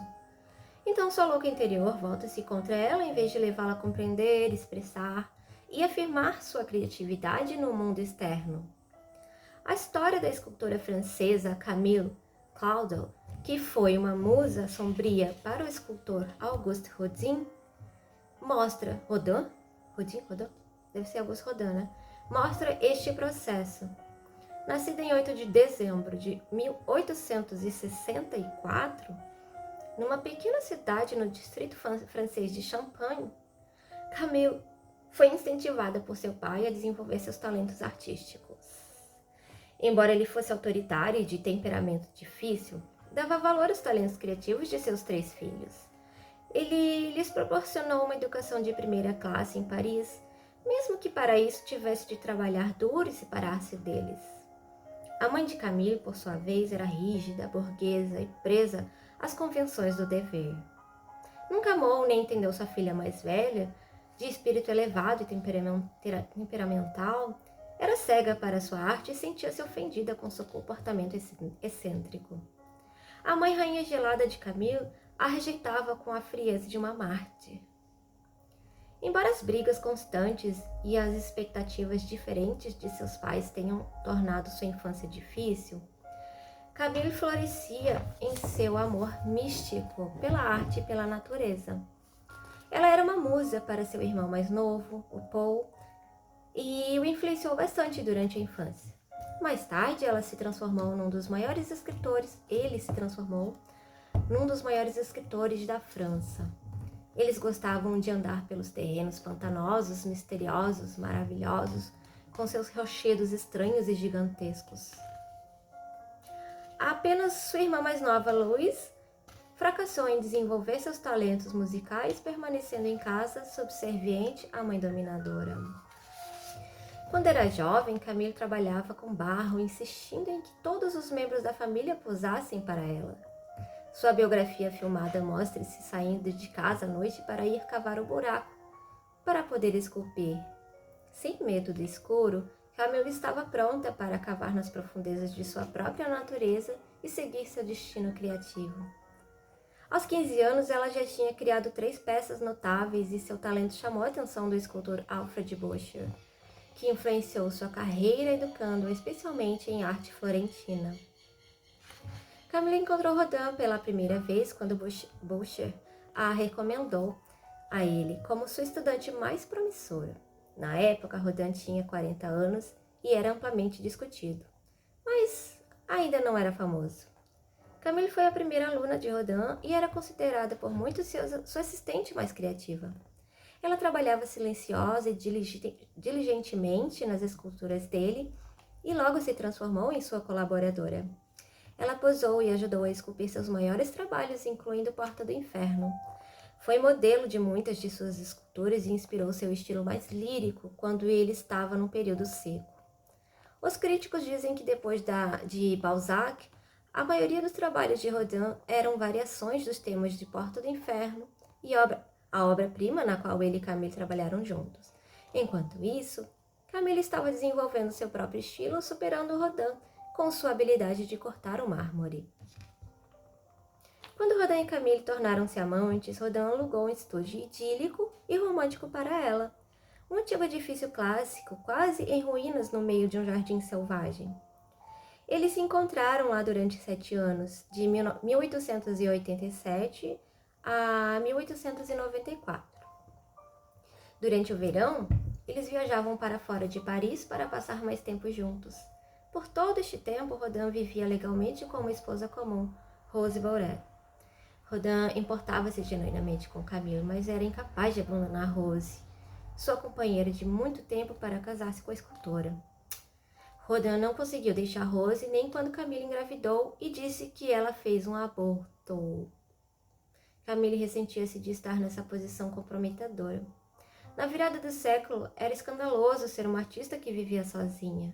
Ela dependia financeiramente de seus pais, que desaprovavam essa ligação ilícita. Sua mãe e sua irmã condenavam especialmente Camille por seu infeliz relacionamento com Rodin, tratando-a como se ela fosse uma prostituta e acusando-a de ter um baixo caráter moral. Apesar dessas dificuldades, o relacionamento entre Camille Claudel e Rodin durou 15 anos.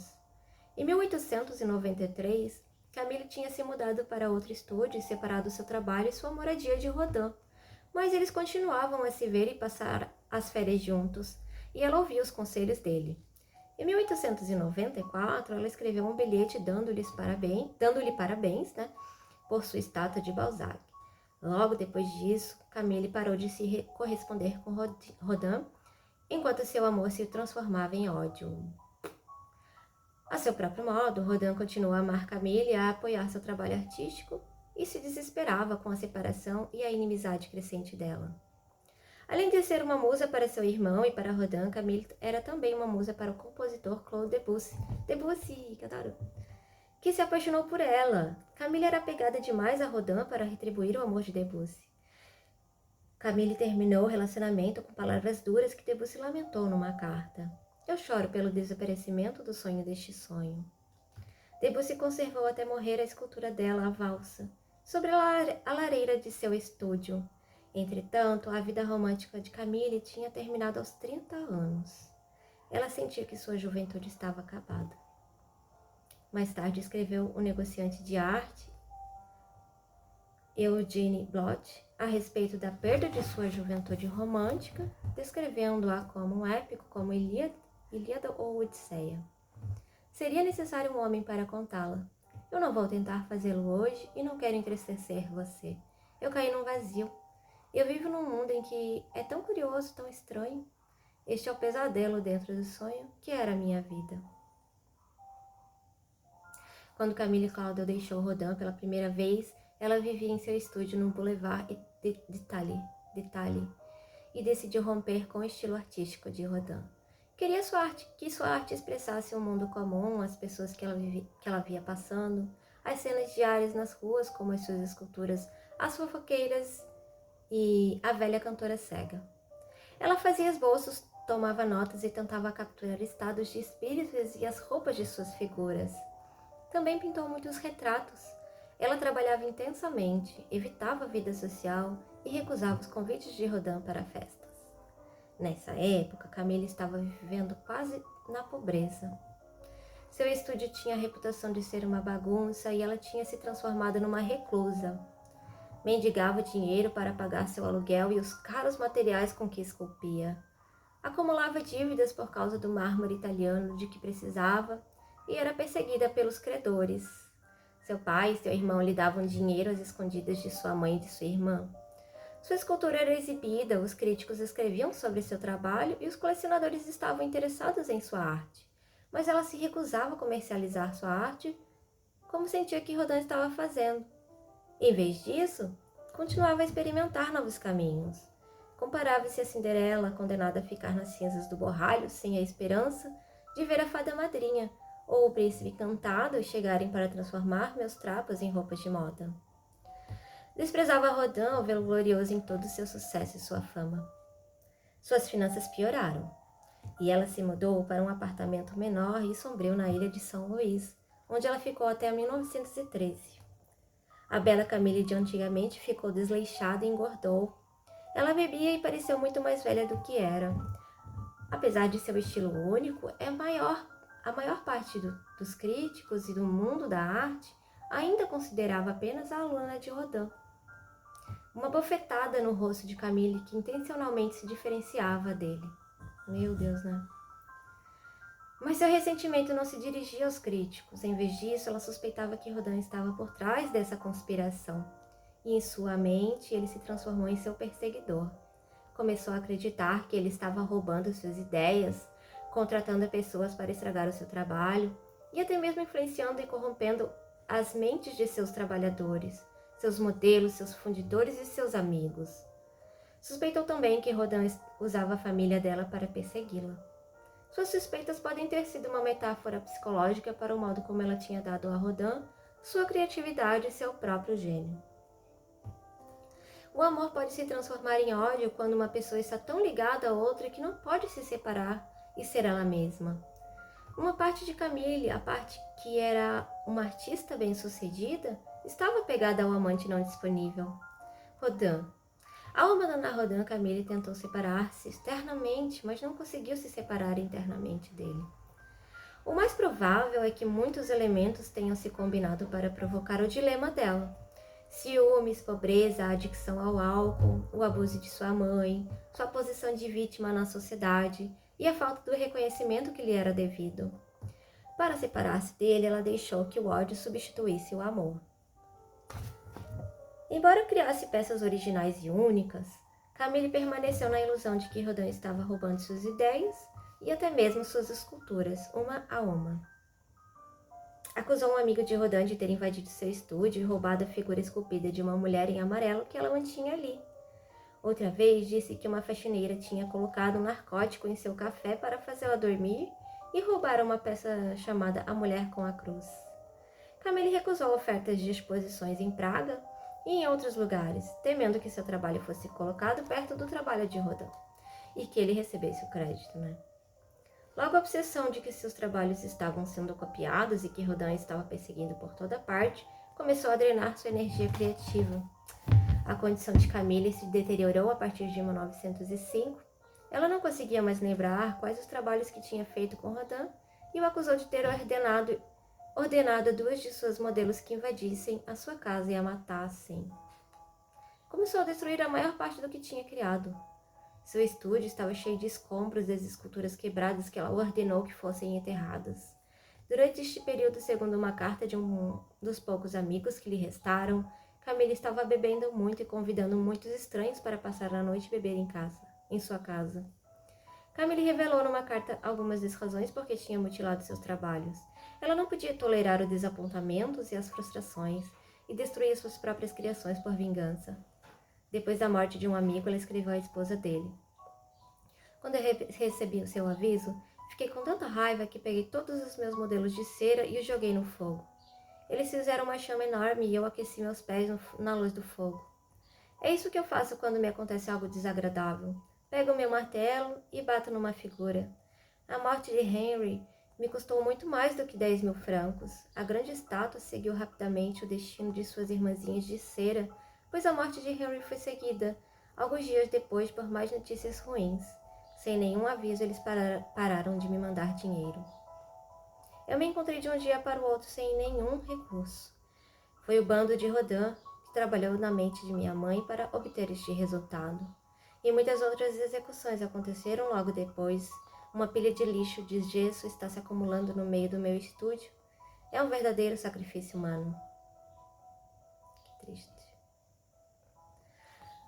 Na versão filmada da vida de Camille, baseada na biografia escrita por Reine-Marie Paris, Camille aparece na abertura de sua própria exposição de arte, vestida alegremente em vermelho, com seus lábios e faces pintados com a mesma cor brilhante, simbolizando tanto sua paixão quanto sua raiva. Camille, uma louca embriagada, chocava a todos, humilhado até mesmo seu irmão a abandonou envergonhado. Mais tarde, ela é mostrada esmagando a cabeça esculpida de um jovem inocente, desse modo destruindo simbolicamente a esperança. Em 1913, quando seu pai morreu, Camille não foi avisada e assim não pôde ir aos funerais. Alguns dias depois, aos 49 anos, ela foi internada à força num hospício, depois de uma decisão conjunta de seu irmão e de sua irmã. Ela tinha consciência de sua situação, considerava um terrível martírio e escrevia cartas continuamente a parentes e amigos, implorando que eles ajudassem a sair. Por todo esse tempo, ela continuou a acreditar que Rodin era responsável por sua prisão, quando na verdade sua família tinha concordado com a internação. Depois da morte de Rodin, ela começou a ver sua mãe como uma inimiga. Camille passou o resto de sua vida, aproximadamente 30 anos, no hospício e nunca mais voltou a esculpir. Morreu na miséria em 1943 como uma louca, velha e desconhecida. Camille Claudel era um gênio criativo e uma grande escultora. Hoje seus trabalhos remanescentes, que representam menos da metade de suas criações, estão em muitos museus. Os críticos concordam que a essência de sua arte é terrena, mas ainda assim brilha com uma luz interior. Suas esculturas sempre inspiradas por seu senso de toque pela terra, que era sua própria musa, são autorretratos introspectivos, que expressam intensidade, ternura, tristeza e uma sensação de vazio. Ver o trabalho de Camille irradiando uma luz frágil é experimentar a expressão da vulnerabilidade e da intimidade femininas e a tragédia interior de sua própria alma. Ai, que triste. Só uma pausinha, tá? Vamos ao próximo. Não capítulo, tá? A próxima história, tá? Concretizando a musa interior. A história de Celeste. A história de Celeste, uma mulher contemporânea, mostra a dinâmica de muitas mulheres que se tornam musas à custa de sua própria autorrealização. Mas como Celeste sempre lutou para crescer e se desenvolver, sua história também revela algumas das possibilidades transformadoras para a musa louca, finalmente. Teremos um final feliz. Celeste, a segunda de 3 filhas, tinha uma beleza incomum. Um temperamento doce e amoroso, grande inteligência e talento artístico.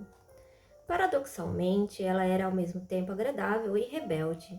Seu pai, um oficial do exército, dominava sua família com maneiras autoritárias, rígidas e estados de espírito mutáveis que se deviam a uma doença debilitante. Embora amasse sua família, ele constantemente julgava suas filhas, em especial Celeste, cujo temperamento místico e artístico não se encaixava na visão convencional que ele tinha a respeito do modo como as mulheres deveriam se comportar. Ela nunca foi incentivada por seus pais a seguir seus talentos artísticos e intelectuais. Sua mãe era uma mulher doce e atenta que cuidava de seu marido e de sua família, mas tão ligada aos caprichos de seu marido que nunca viveu sua própria vida. A louca interior de sua mãe estava tão suprimida que sua raiva afetava negativamente a sua saúde. O primeiro modelo de natureza feminina que Celeste teve foi, portanto, sua mãe amorosa, mas codependente que servia ao marido, autoritário, perfeccionista e imprevisível. Como Celeste tinha uma sensibilidade incomum aos sentimentos e empatizava instintivamente com os outros, ela se transformou num mediador familiar. Num esforço para criar uma harmonia constante, ela repetiu este papel com seus amigos e seus namorados, esquecia suas próprias necessidades e seus talentos, por causa do desejo de agradar e cuidar dos outros.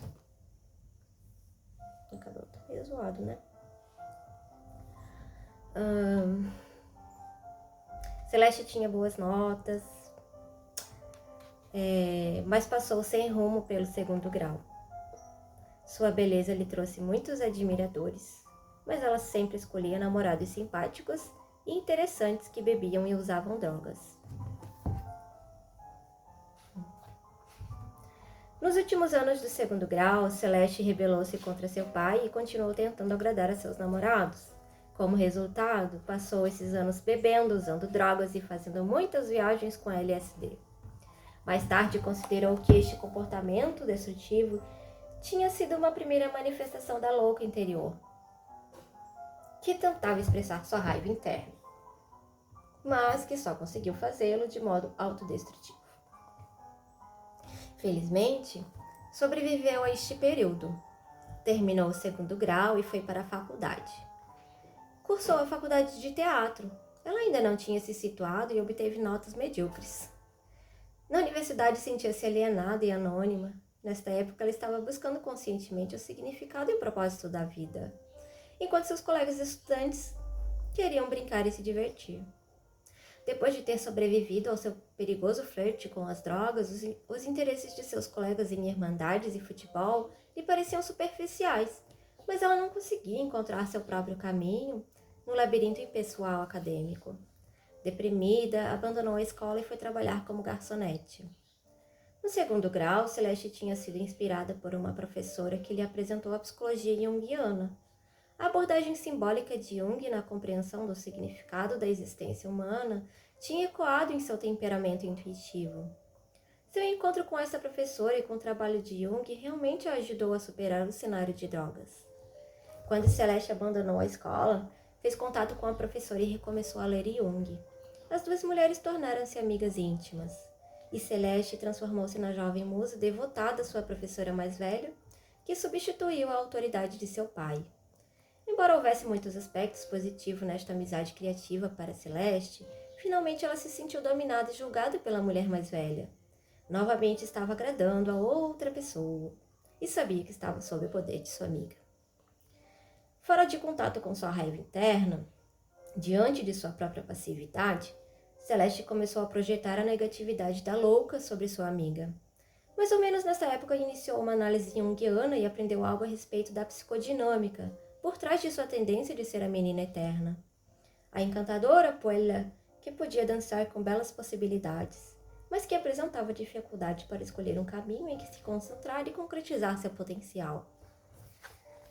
Tinha muitos sonhos em que homens doentes e loucos tentavam matá-la, simbolizando uma dependência da autoridade masculina, que estava acabando com sua vida criativa. Finalmente, à medida que ela ficou mais consciente e autoconfiante, conseguiu dar valor a seu próprio processo de tomada de decisões e tornou-se mais independente. Isto a libertou da influência autoritária do pai e da amiga. Retornou à faculdade, desta vez para estudar psicologia e formar-se com boas notas. No final do último ano, apaixonou-se por um de seus professores. Casaram-se depois da formatura. Celeste passou os 10 anos seguintes num casamento relativamente harmonioso e compatível, mas continuou uma eterna menina bela. O casamento tinha um formato tradicional. Celeste gostava do papel doméstico, de bela anfitriã e dona de casa cuidadosa, e ocasionalmente ajudava seu marido fazendo trabalhos de secretária. Mas apesar da compatibilidade do casal, algo parecia estar faltando na vida de Celeste. Constantemente em conflito com sua falta de direção profissional, ela não conseguia optar pela concretização nem de seus talentos artísticos, nem de seu desejo de ser uma psicoterapeuta. Assim permaneceu num limbo. Internamente, sofria por causa de sua passividade, enquanto externamente se aconchegava na adoração de seu marido. Às vezes sentia que estava vivendo numa fantasia fascinante. Aos 30 anos, a fantasia começou a se desfazer, enquanto uma crise prematura de meia-idade se abatia sobre ela. Nesta época, decidiu seguir mais ativamente suas inclinações dramáticas e para isso fez várias viagens de estudo. Mas sua atração pelos homens e pelo romance era mais poderosa que seus planos de estudo. E ela se enredou num caso amoroso ardente que finalmente contribuiu para acabar com seu casamento e interferiu em seus novos planos profissionais. Quando o caso amoroso acabou, ela ficou sem nada. Celeste sempre gostava da deliciosa euforia que o álcool lhe dava, e de vez em quando ela se embriagava. Enquanto estava casada, controlava relativamente a bebida, mas agora solitária começou a beber mais. Mudou-se para Los Angeles para realizar seu sonho de tornar-se uma atriz.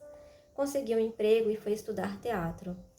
Mas interiormente ela ainda estava solitária e vivia em desespero. Então, encontrou um ator atraente, recém-divorciado e de alguma fama. Apaixonaram-se e a vida de Celeste transformou-se num redemoinho de festas, champanhe e viagens empolgantes à Europa e ao Oriente. Seu namorado a adorava e lhe dava presentes maravilhosos. Ela, por sua vez, o adorava.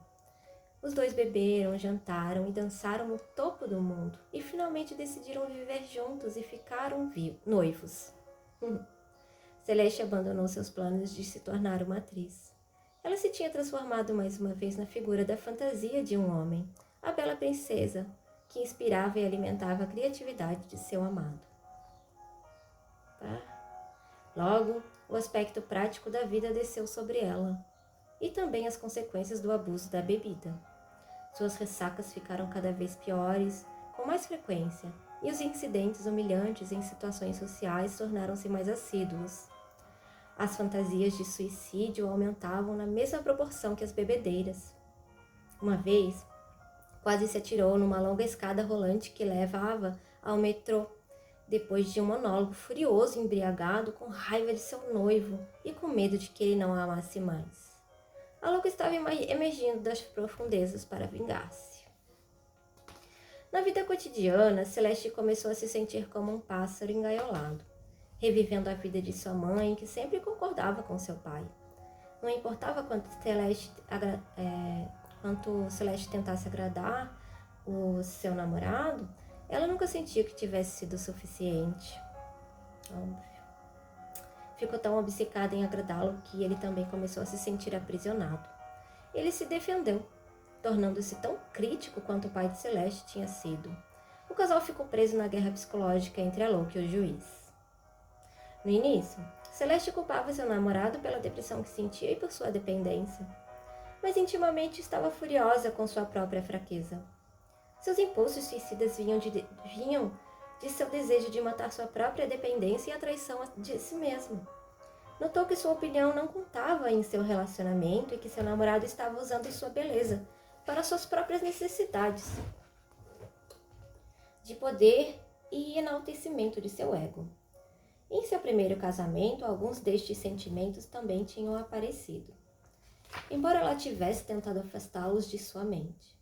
Agora, 10 anos depois, eles ressurgiam com uma força tão poderosa que ela não podia ignorá-los.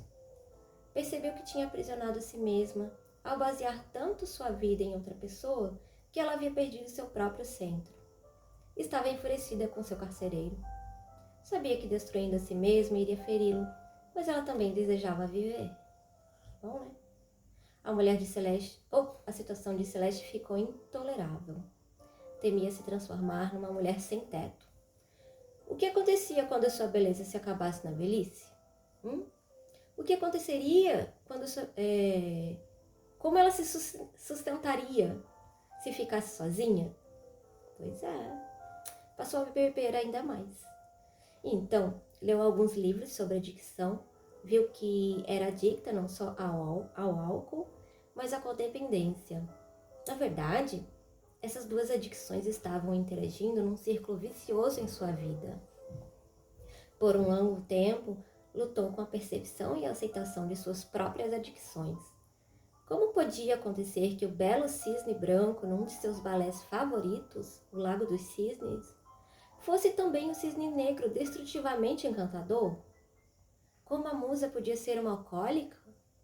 Isso não se encaixava na imagem que ela ou os outros tinham dela. Entretanto, a dor terrível e o horror aumentavam a cada vez que ela bebia. A depressão, a ansiedade e os impulsos suicidas assustavam Celeste e a levaram a se internar num programa de recuperação. Participou de encontros de grupos de 12 passos. Este foi um período muito difícil, tinha terríveis anseios por álcool e anseios ainda mais terríveis pelo romance e pelo glamour que a bebida tinha lhe proporcionado. Mas persistiu em sua recuperação porque sabia que se não o fizesse destruiria a si mesma e a seu relacionamento. Ao mesmo tempo, Celeste começou a se reconectar com seu lado espiritual. Depois de aproximadamente 1 ano em recuperação, tinha mais clareza sobre si mesma e sobre sua vida. Percebeu que, além de sua adicção ao álcool, tinha sido adicta a ser uma musa sombria, funcionando como a própria imagem da alma para um homem. Compreendeu que, ao viver os sonhos dos outros, tinha perdido contato com seus próprios sonhos. Celeste começou a abandonar seu apego ao papel de musa para os outros e passou a ser sua própria musa. No início de sua recuperação, assistiu ao filme Camille Claudel e se identificou em muitos níveis com a artista, especialmente com o desejo de Camille de ser a musa de Rodin, que conflitava com sua própria criatividade, sua dor, sua raiva e a queda até a bebida, e a loucura que finalmente destruiu sua vida. Mudou seu foco de carreira criativa de seu noivo para a sua própria. Decidiu que a maior parte de sua energia de trabalho estava nas profissões de cura. Pesquisou diversos programas em psicologia e se inscreveu em uma faculdade. Para sua surpresa e alegria, seu noivo apoiou-a nessa aventura. Celeste descobriu que seu noivo e outras pessoas aceitavam e respeitavam suas solicitações, se fosse clara sobre o que desejava para si mesma, se colocasse limites e pedisse afirmativamente aquilo de que precisava. No início, sua transformação não foi fácil. Celeste foi dependente de álcool e foi musa dos homens por 24 anos. Ir para a faculdade era tão assustador que ela sentia um forte impulso de beber e desfazer todo o seu progresso. Mas então, teve um sonho que confirmou seu caminho novo e mostrou-lhe como poderia transformar a energia autodestrutiva de sua louca numa expressão criativa. Celeste, na verdade, rezou por um sonho, pois sentia que tinha perdido o contato com seu lado espiritual. O sonho contrapôs-se a seu terror e medo de fracassar e deu-lhe a coragem de seguir a visão original que tinha tido aos 20 anos, de se tornar uma analista junguiana. No sonho, ela era entrevistada para entrar na faculdade. Seu noivo também estava lá e era chamado em separado para sua própria entrevista. Então, uma mulher mais velha chamava para entrevista numa grande sala. Essa professora lia poesias para Celeste enquanto projetava imagens visuais e símbolos na parede. As imagens visuais eram primitivas, a selva e a terra, e também a vida humana. A poesia descrevia a dor da consciência e também a importância da experiência mística. Celeste ficava emocionada, pois sentia-se maravilhada com as imagens. Quando Celeste interpretou essas imagens primitivas, terrenas e místicas como reveladoras do nascimento da heroína, a entrevistadora ficou surpresa com a profundidade de sua compreensão. Confirmou o registro acadêmico de Celeste e disse: "Você será um recurso para a nossa escola." E Celeste foi aprovada para o treinamento. Para Celeste, o sonho mostrou sua transformação de uma mulher anima e musa para uma mulher autorrealizadora que usava seus dons intuitivos para a cura criativa, por meio de sua compreensão da vida interior.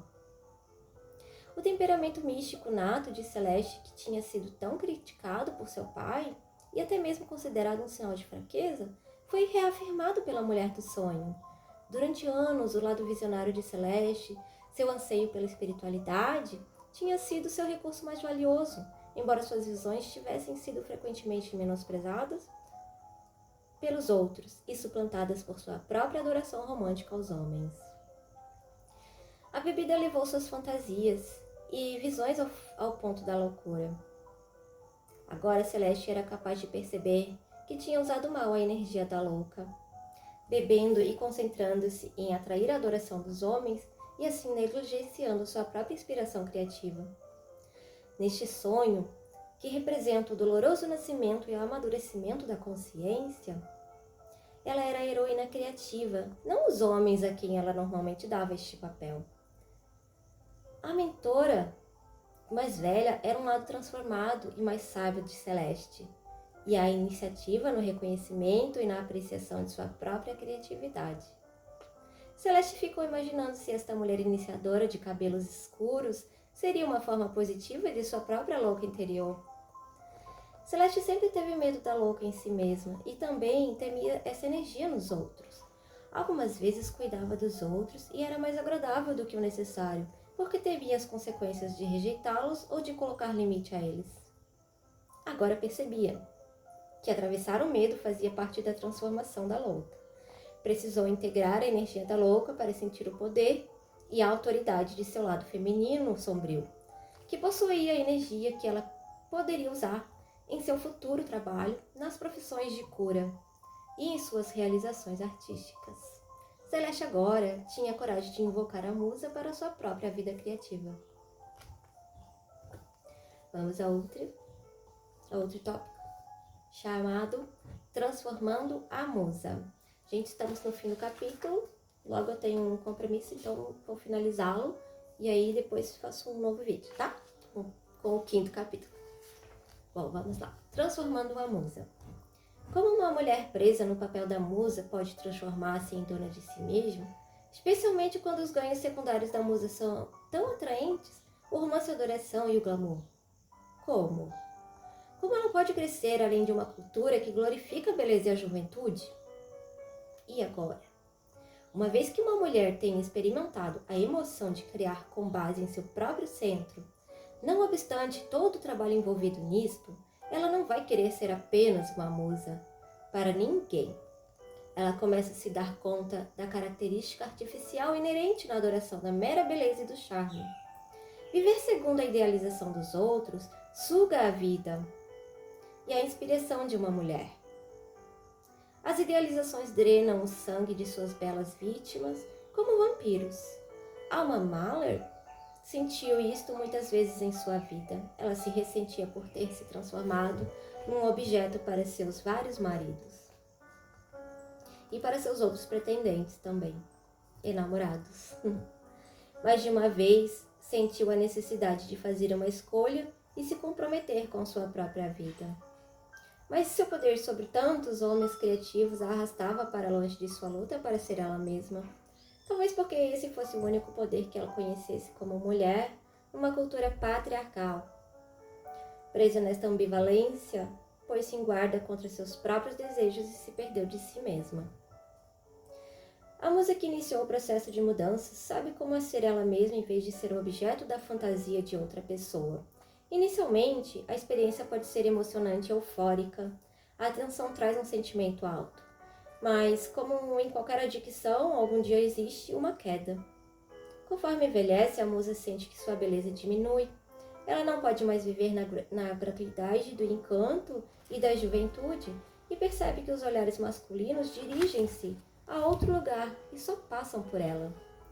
Para evitar a dor de envelhecer, algumas mulheres transformam-se em bonecas de papel machê, pintando-se com pó facial, com todo tipo de maquiagem e lápis de sobrancelha e tentando colocar cor em suas vidas com outra camada de blush e de sombra nos olhos. Sofrem cirurgias plásticas que frequentemente apagam as linhas que mostram a sabedoria feminina que elas poderiam compartilhar. Outros se escondem e se retraem da vida. Aqui, a louca aparece com frequência enfurecida com sua vida desperdiçada. No filme Sunset Boulevard, Norma Desmond, uma atriz que está envelhecendo, mata um repórter que veio até sua casa para ver o que tinha acontecido com ela. Ela não consegue suportar ser vista como uma velha que já foi. A musa tem de suportar o sofrimento da vida como todas as mulheres. Deve descer até a escuridão, até os medos que ela não confrontou para poder integrar a dor e o prazer que a vida traz. A musa menina de ouro, como Alma Mahler, pode pensar que está acima do trabalho da vida cotidiana.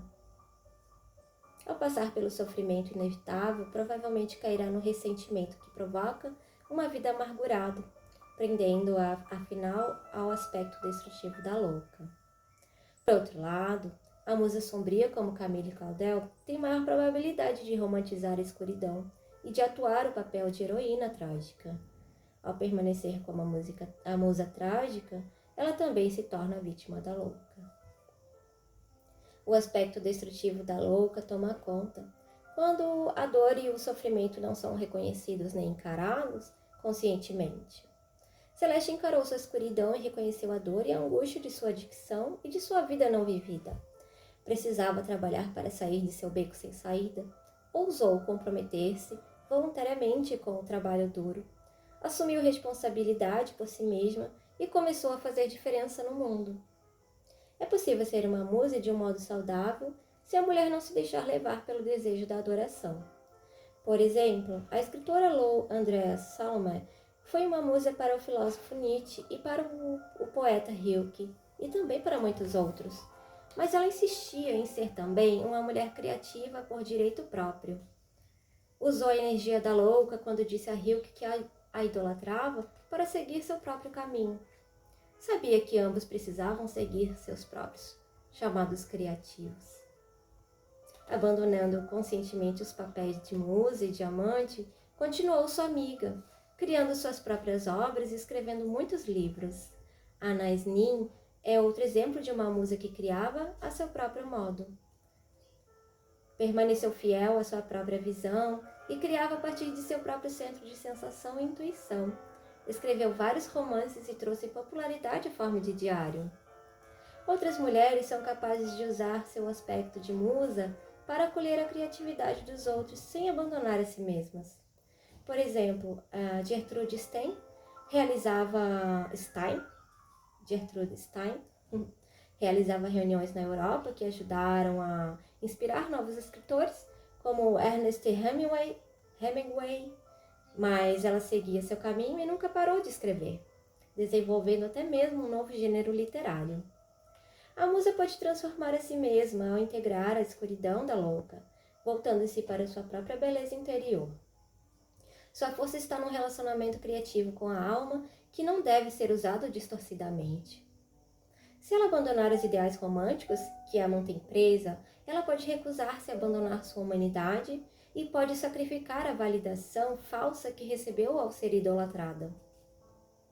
Ela pode respeitar a natureza ao entregar-se ao processo de envelhecimento do corpo. Com a disciplina do trabalho ativo, aprende a transformar o profundo caos interno trazido pela louca em criações próprias, e com isso torna-se uma musa para si mesma.